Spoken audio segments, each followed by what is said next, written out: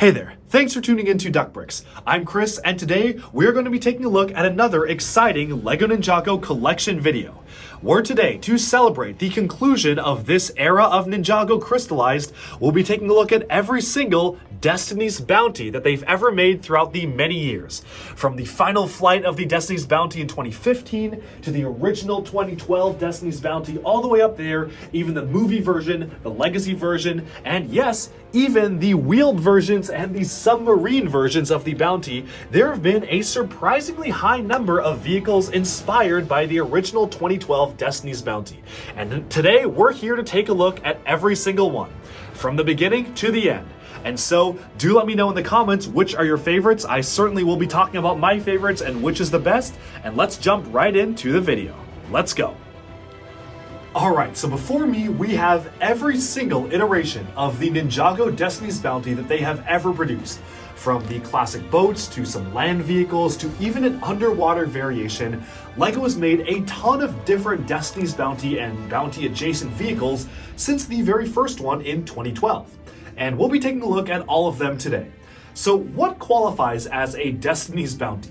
Well, if it has the word Destiny or Bounty in the name, that is an easy one. Abbreviations also count, like the DBX is clearly supposed to be Destiny's Bounty X. Also, if in-universe they were built out of pieces of the Destiny's Bounty, such as the Destiny's wing up the front was built out of destroyed pieces of the movie Bounty, all of them are all factored into this, and pretty much if they have the Bounty or Destiny in the name, then it's counted here. And you may notice there's a lot of similarities between them. Almost every single one, in fact, I believe every single one except for the Juniors one, has some sort of a transformation feature. They also almost always have some sort of a sail, except for one of them, and there are a lot of other similarities, like a dragon head at the front is a very common motif across all these vehicles, and all in all, they do generally feel like they are from the same mold. The Hydro Bounty does kind of break away from the mold by making it white instead of red, but for the most part, everything else kind of keeps pretty much the traditional color scheme. And so, let's just take a look in chronological order of all of the different Destiny's Bounties and take a look at which ones I think are the best. So first of all, we have the one that started it all. This is the original Bounty. It retailed for $80 in 2012, and this was the very first Bounty that we ever got. So what is the transformation feature for this? Well, you can press down on a lever on the middle of the sails here, and then the sails will furl outwards like so you can kind of have these sails outwards in this particular position to allow it to fly. But this also has jet engines, so if you rotate this back, then the jet engines move like so. It is a very, very simple mechanism, but also very satisfying to see two different pieces of it rotate and showcase the engines and rocket boosters on the side here. You've got boosters at the back, and that is fully converted to flight mode. So obviously, since this came out in 2012, the building techniques are not nearly as refined as you would expect for a traditional LEGO build.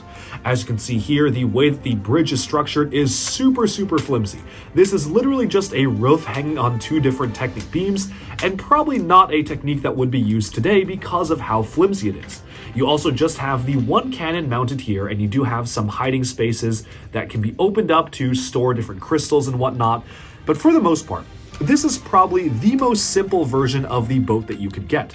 You do also have some bits and pieces that fold upwards to reveal weapons, which is a fun little detail, so you can actually fold these up to reveal weapons and then fold them downwards to tuck them away again. But all in all, this is just a very simplistic build.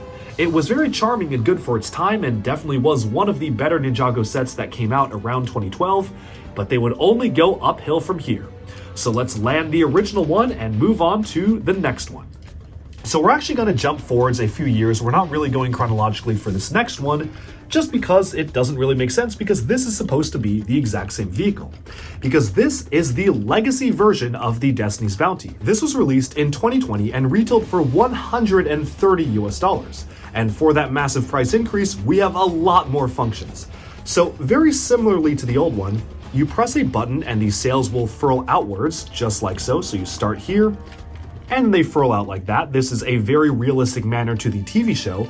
But what's really cool is that you actually, when you twist these, the engines on the side pop out. So this was a feature that was shown in the TV show, but wasn't really showcased in any of the models. Let me just demonstrate that one more time. They fold in when these are up, and when you rotate the engines outwards, these pop out. So that is very cool. Obviously, a much more complex mechanism to achieve that. Although, unfortunately, because they did do this, the actual pieces for the jet engines do not split open like they did in the original model. And what's very interesting is that if you look at the concept model for this, which they have released images of, and we actually saw images of as a preliminary image, they actually did retain the 2 different jet engine splitting feature. Now, just earlier this week, the LEGO designer who made this actually did an interview about the production of the set and said that that feature was built in for the longest time, but they couldn't quite nail it to be very stable for kids' hands. Obviously, the one in 2012 probably would not pass by today's building standards because if we just take another look at it, it's actually quite rickety in the way that it works. It is very easy for pieces to just fall off and things just kind of hit and bounce. I don't think that LEGO would make a set that worked like this nowadays. It just feels a little bit too fragile and flimsy. So that was probably one of the biggest problems they were trying to work out for the newer model, is how to get it such that it worked for kids. And ultimately, they were not able to figure it out such that kids would be able to easily play with it. But to make up for that, they have the engines going out of the sides. And I certainly love this feature, although I do kind of miss the original splitting feature as well.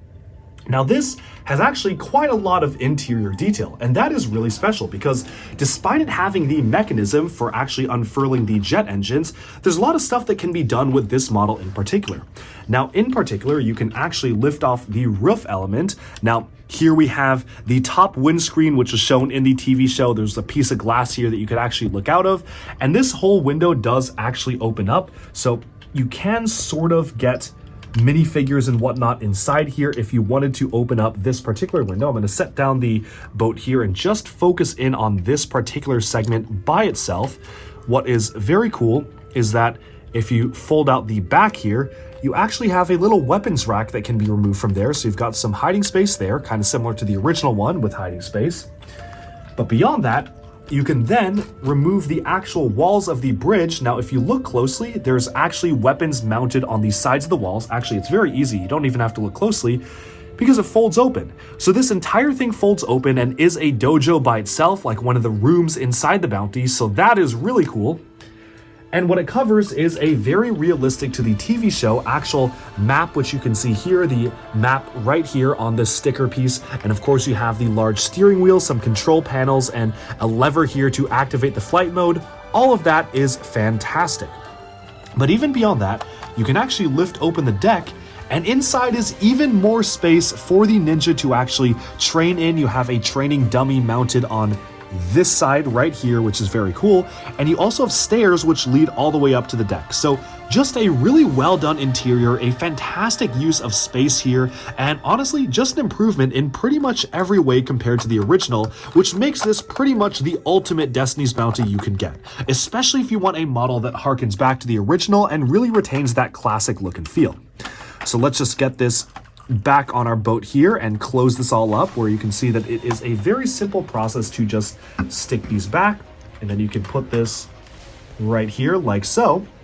And then it also has a rudder, so you can move the rudder on the back should you wish. And even from the bottom, it is pretty nicely well just sealed up. It is a really good looking vessel. All in all, this is probably one of, if not my favorite iteration of the Destiny's Bounty. It's got the nostalgia of being the original one while being built with modern building techniques. Just a shame that they didn't manage to incorporate the classic style of mechanism here. I feel like maybe they could have done all of this plus this, but maybe the designers tried. I'm sure they tried and they just couldn't get it to work for kids. Before we move on to some of the other bounties in chronological order, just this year in 2022, a very strange and exclusive book came out. This, I don't think this was even released in English. Maybe it was not released in the US for sure. And I actually was able to pick this up in Germany, but this technically does include an official Destiny's Bounty as part of the set itself. And that is this little guy right here. So this is the miniature version of the Destiny's Bounty. Obviously, it doesn't really have a transformation feature, unless you count that, which, I don't know, I guess that sort of counts. But it basically is a micro-scale version of the original Bounty, or I guess the Legacy Bounty itself. And I think this is really cool, because not only did this set include the Mini Bounty and Master Wu, but this also included some of the most interesting information we have gotten about the Bounty and the world of LEGO Ninjago to date. So first of all, what's very cool is that the instructions allow you to build not just the standard bounty, but it also suggests that you actually create the Ninja DB, or the land bounty here, which you can see right here. This is a micro-scale version of the land bounty. It also allows you to build the final flight of the Destiny's bounty, which has the large mast in the front, so you can build that should you wish. And all in all, this is actually a pretty cool kit because you can just rebuild it into each of the different iterations of the bounty.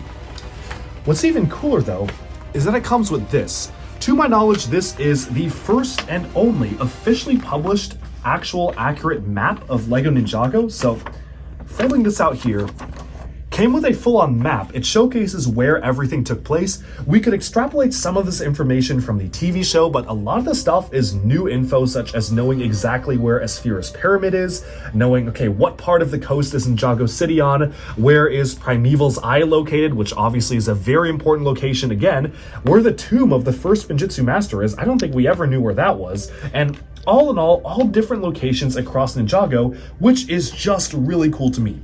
You can see the lighthouse, the celestial clock, the temple of light, and all sorts of different details that make up the world of Ninjago and really ties in all different eras of the TV show into one map. On the backside, we have the map that Captain Soto is using. This is actually supposed to be an in-universe map that Captain Soto used when navigating as the original owner of the Destiny's Bounty. It states that he was known as the Terror of the Endless Sea, which is pretty cool, giving him a connection to Seabound or Season 15. And he even talks about the Island of the Keepers here and makes it aware that Soto was aware of all this stuff going on in Ninjago, which I just think makes the universe feel that much more realistic and complete by having this in-universe canon piece of reference material. And not only that, but this also came with a captain's logbook, or the Destiny's Bounty logbook for all the owners of the bounty, which is very neat because it starts off as Captain Soto making the entries, and then eventually it passes on to the ninja, so you have Wu and Zane making some entries, and then it passes on to Garmadon with the mega weapon, so then Garmadon starts making some entries with the black bounty, and it just shows all the different times this particular vessel passed hands. We've got Garmadon talking here, and then we've got now Nia talking about piloting it as the Destiny's blimp, and all in all, this is just a really cool logbook which shows what the ninja were actually writing and cataloging in the logbook itself during the different events of the TV show. So it brings you all the way up to Sons of Garmadon, and then even further into the future, we've got Season 11 with the land bounty here, also as the logbook. And it finally ends with Season 14 Seabound with the Hydro Bounty now being the captain's log where this belongs to, and beyond. So this is just a really cool piece of in-universe literature which shows the handbook of the Destiny's Bounty, or the logbook, being used throughout all the different versions. And I think this is a cool thing to show for this video because it really just ties in all the different eras of the Destiny's Bounty together. And closing up this logbook here and putting the map and instructions away, we can now take a look at some more of the actual sets, resuming our chronological order. So in 2015, we got the Ninja DBX. This was technically a Destiny's Bounty version because it has DB in the name. It acts as the headquarters of the Ninja and retailed for $80 US. Now the DBX is an interesting model because it does feel very gappy in some places. Obviously, as you can see here, this is just a ramp that folds outwards, so these basically are not really significant walls that can be used for the model itself. Let's just get this out of the way here, but the entire thing is just super hollow on the inside. It does come with a motorcycle for Kai, which is pretty cool, wasn't really used in the show, and technically the transformation feature, if you can call it that, for this model is that you simply can lift this up and it allows you to actually have kind of a spy area or a drone that can detach off, as well as the fact that the back does actually open up. So if you want to, you can open up the back here and deploy one of the driver robots, which we actually saw in Rebooted before this. All in all, not really super impressive transformation features. I am definitely a bigger fan of a lot of the other attempts at making wheeled versions of the bounty that they came up with after this one, but this was an interesting experiment in trying to transform the Destiny's Bounty into a completely different vehicle, in which case a large semi-truck.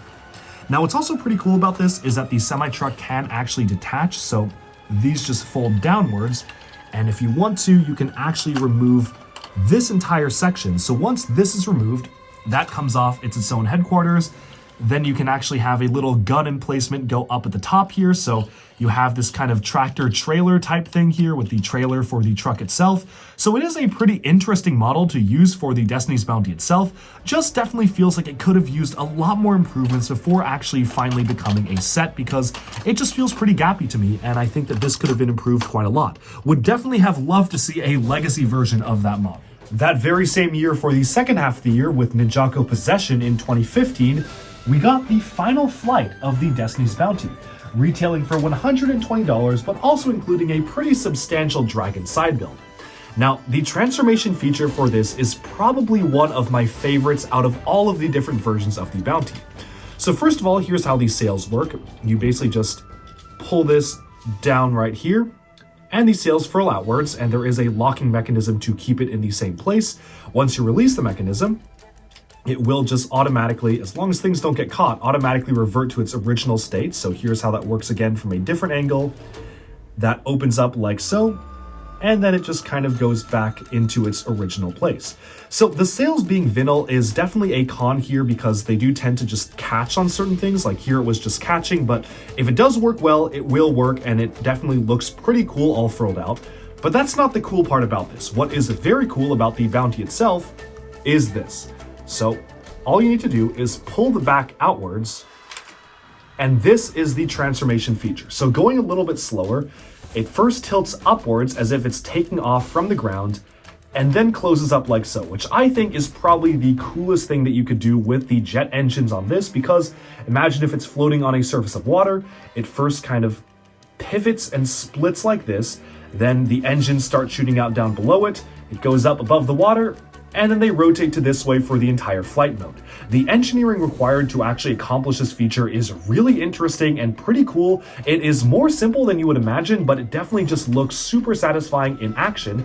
And what's even better is that this is actually a handle. So what you want is you can actually push this downwards, and you have a handle to hold the bounty. And this is a pretty strong point where you can actually swoosh this around and fly it. So very, very satisfying to move this around. And it's a very stable handle, so you can really just get this in all sorts of swooshing positions, and it will stay together, which is very, very impressive to me. And of course, just going back and forth on this particular transformation feature is just really, really satisfying to see. Even from the back, you can see how that looks, with first angling upwards, closing in, angling downwards, and going outwards, which is just very cool. Now, the other features of this model are pretty interesting. You have a button that when you press it launches 3 stud shoes at once, which is pretty fun. And what's also pretty cool is this actually is hiding a couple of different features on the inside of the craft itself. So bringing it down for landing here so we can take a closer look at the interior of the model.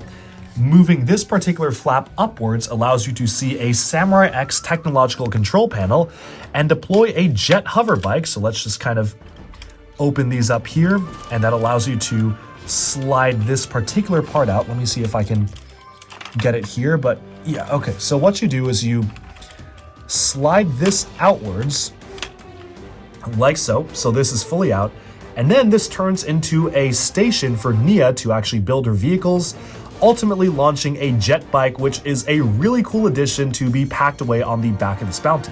Unfortunately, this wasn't really featured in the show itself. It's just kind of something they made up for the set, but I think it's pretty cool. And I like how compact it is and how you just kind of slide it all the way back into the bounty itself, close it up, and there you go.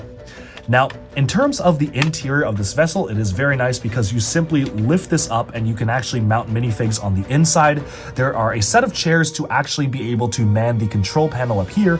And of course, when the gunner compartment actually moves outwards, so let's just lift it up and do that right here, then you can have your minifigure pivot to actually control the harpoon guns back here, which are very cool, initially made for the Ultra Agents line, but definitely looks very cool and adds a bit of a unique vibe to this particular bounty. All in all, this is probably, when it came out, it was the best bounty, but it would very soon be outdone by the next few, because the next few were just so much better even than this one. But this was an awesome step forwards in the evolution of the Destiny's Bounties, and of course, one of the best transformation features you can see here, especially with those wings on the back. With that, let's now move on to a few years in the future, because they technically made a legacy version of this This is also the final flight of the Destiny's Bounty. Although this is a 4+ set, it released for $40, but also came with a City of Sticks side build in the year of 2021. And it basically is just your standard kind of boat build that they do for the 4+ sets. Super simple, and I kind of like how they introduced the original dragon head sculpt shaped piece, but with the final flight printing on the side of it. But obviously, they did not retain the original sails function because you can't really do that on a 4+ set. I guess this is kind of a transformation feature. You can angle these downwards. They're not connected, so you just kind of move them back and forth. This is super simple, very juniorized model, but interesting seeing how we actually got a legacy version of that set as well. I'm just wishing that we actually got a full-on legacy version of that version of the bounty, because that was always a really interesting and different vibe to get for the bounty itself. And it's a shame that legacy has now been discontinued and canceled, so we probably won't see it unless they revisit legacy in the future.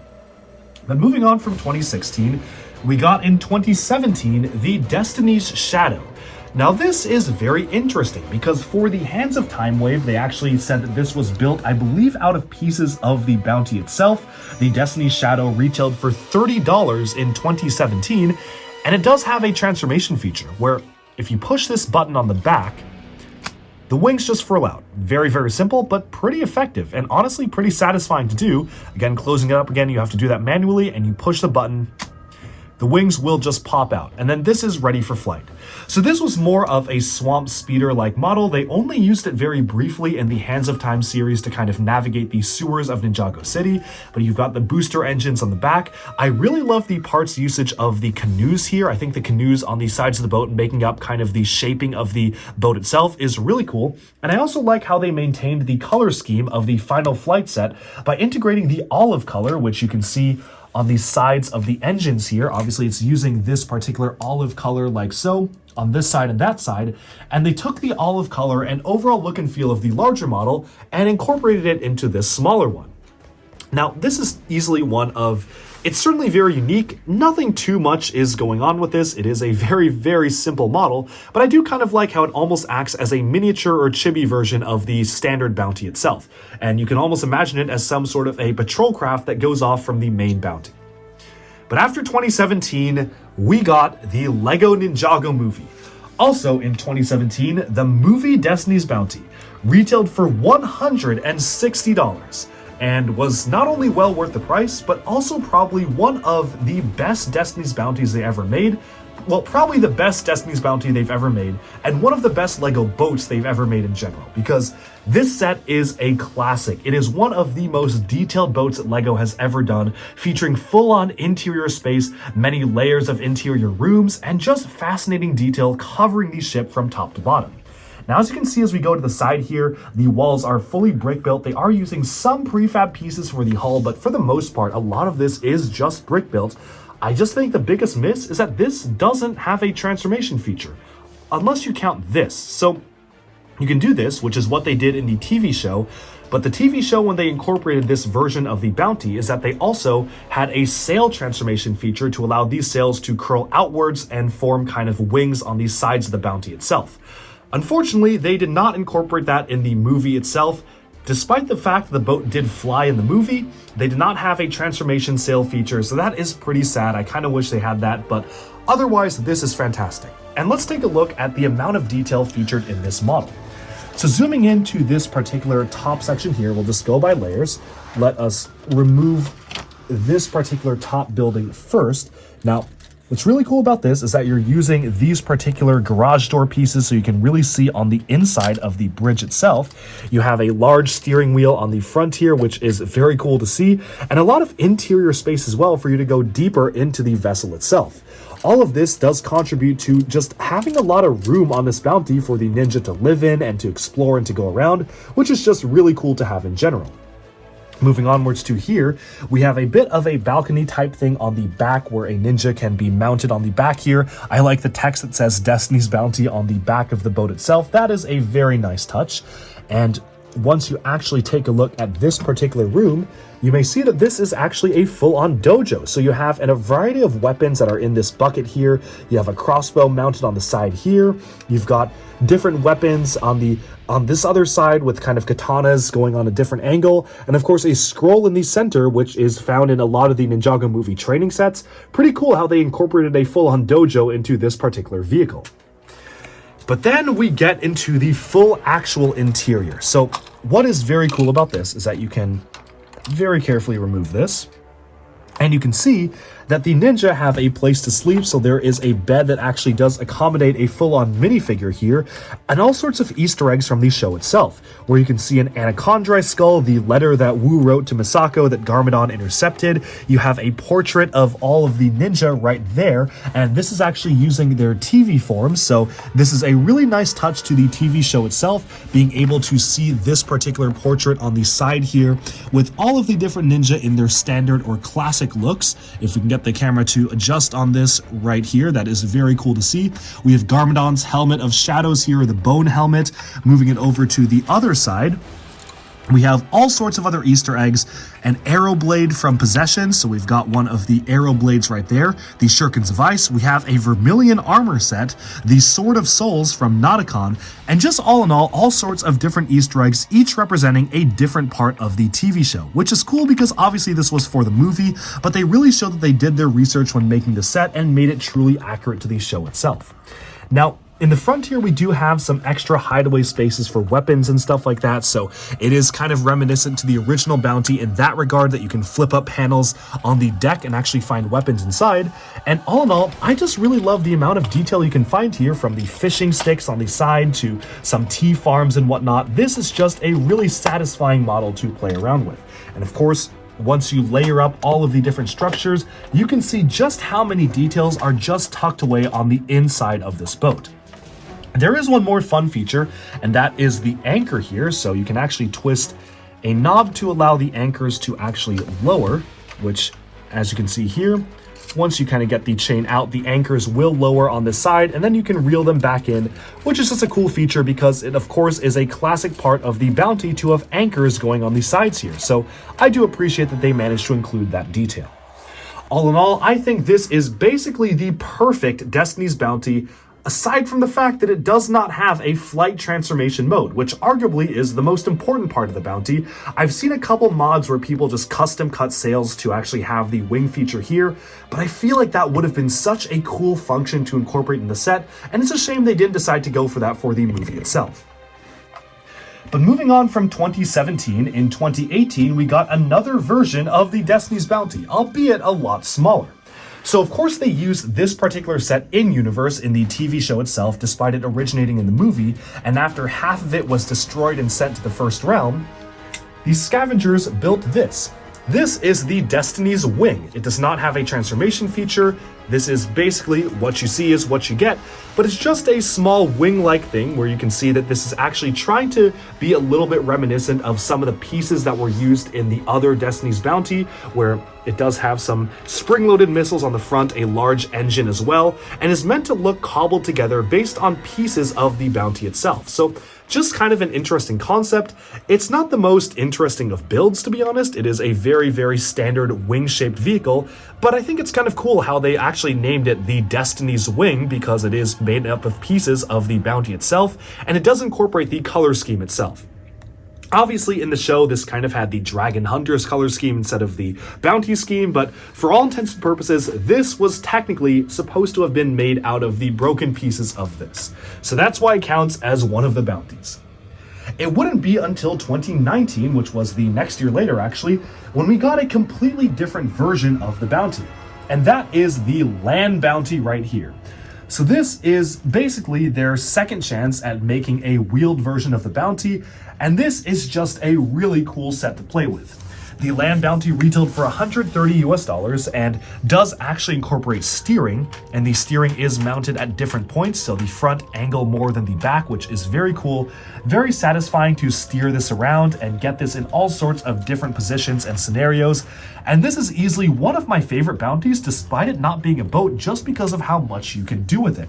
So you might be wondering where the transformation feature is. Well, it kind of has an engine transformation feature. How it works is you just turn this in the back here, engines will pop out from the side, super simple, just one lever to activate it back here, and then this whole thing pops off and becomes a flyer of its own. This is the flying version of the land bounty, which is honestly kind of reminiscent of some of the other Destiny's bounties. It is shaped like a boat. This entire thing is still shaped like a boat. And what's very cool is that you can lift this up and you actually have a lot of seating space. You have 2 full seats for the Ninja and a large kind of glass cockpit where they can look out of. This just feels very much interior and roomy to me, which is really cool. Of course, with this removed, there are a couple other things you can do with it. Twisting this particular gear here allows you to raise and lower a set of spring-loaded missiles, which pop up and down based on whether or not the flyer is connected. So that's pretty cool how they have these being able to be mounted and fired back, so it just doesn't feel incomplete without it. Of course, once you do lower that, we also have a feature on the back here, which allows a little ATV to be deployed from the back, which is quite reminiscent in building techniques to some of the classic space rovers, which is obviously very fun to see. Of course, this just deploys back here, and in the show itself, the Ninja's actual vehicles came out of this, but obviously you can't really do that on a set-like scale. Now, moving this here, you can remove the platform and you actually have quite a lot of different interior details.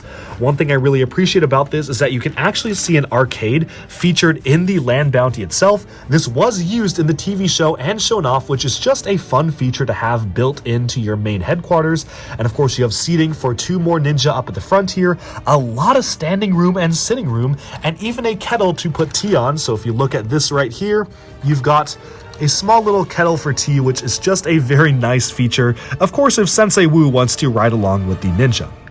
All in all, the land bounty is a very cool model. I think it was a concept that definitely could have been very dubious or suspect, putting the bounty on wheels, but they absolutely pulled it off fantastically. And I like how it does actually feature a transformation feature. Now, of course, setting this one aside, there is only one more to go. Let's just drive this one back in its parking spot. And that brings us to 2021 with the Hydro Bounty. So the Hydro Bounty is the biggest departure from all of the bounties, just mostly because of the color scheme, swapping out the red for white. Obviously, everything else is the same. The black and gold is the same as the black and gold for all the other versions. For whatever reason, they just chose to make this white instead of red, which I guess maybe works better for a submarine. I don't know, or maybe Kai already had some red vehicles. They wanted it to be white colored. But all in all, this is a very interesting model, which again proves that LEGO can really just iterate different aspects of this concept. So the transformation here is that you pull this lever out of the back, and let's kind of try to look at it from this angle. The jet engines on the back will furl outwards. So that is pretty interesting to see. To reset it, you do have to do it manually, but it's just very satisfying to, say, be piloting it forwards. Then you pull outwards and these spikes kind of go outwards like that. Just feels very reminiscent of many of the other bounties, which kind of shows maybe the larger engines kind of activating like so. So that is a pretty cool feature. Now, the turbines on the front can rotate, and they are using shields, which is a pretty cool feature to have, actually integrating some different shields as the turbines themselves. And this also features as a vehicle deployment bay. So this entire place opens up, and you actually have submarines that can be deployed from the inside of the vessel itself. The little fins fold outwards, but you have a submarine for Cole and a submarine for Lloyd here. It's very cool, very tight. They managed to cram these into a super tight space, but they got them in. These are the different types of submarines, and that now allows you to have a lot of interior space for the Ninja to roam around on. Now, of course, when you open up the bridge here, there is seating space for 4 different characters, which then allows you to put all 6 Ninja in the craft, because you can have 4 of them in here and then 2 of them in the subs. So that is pretty perfect, where you can actually have a lot of seating space on the interior of the vessel here. But by far and away, one of the coolest aspects of this vessel is that there is a major transformation feature that wasn't even advertised in the show. and that's this. So what exactly does this do? So as you can see, this is the front of the ship, but that's not all, because you rotate this way, you rotate these out, it is very, very compact, but once you get this aligned outwards, you'll see it in a second, this entire thing becomes a mech. That is right, this is a full-on mech mounted at the front of the Hydro Bounty itself.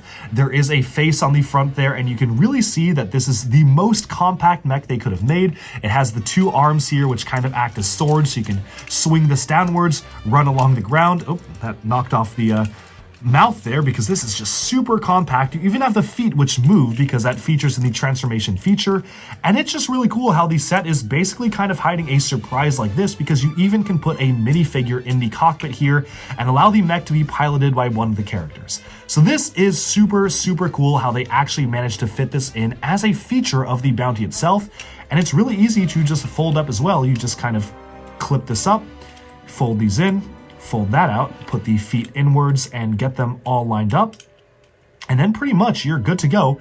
You got the front of the boat again. So then you just kind of clip this in like so. Let's just get this on the clips themselves. And there you have it. The Bounty's transformation feature also has a deployable mech.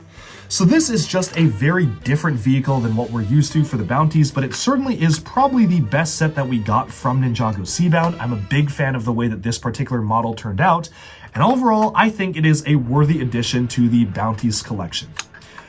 But with that, we have summed up our look at every single one of the Destiny's Bounty vehicles, of which there have been many. 1, 2, 3, 4, 5, 6, 7, 8, 9, 10 bounties over the years, 11 if you count the little one, and that brings us to now, and we will see in the future, could this be the end of the Destiny's Bounty? Will we be seeing more versions of the vessel in the future? Because obviously, this era of Ninjago is ending. There will be a brand new series next year, but we don't really know what that's going to focus on. We don't know what the characters will be, and that kind of leaves us with this potentially being all the bounties we will ever get. But it is a very iconic vehicle, and I would not be surprised if LEGO revisits it again in many years from now in some sort of a legacy line if they ever bring back Legacy. It just makes sense to keep on making stuff like this.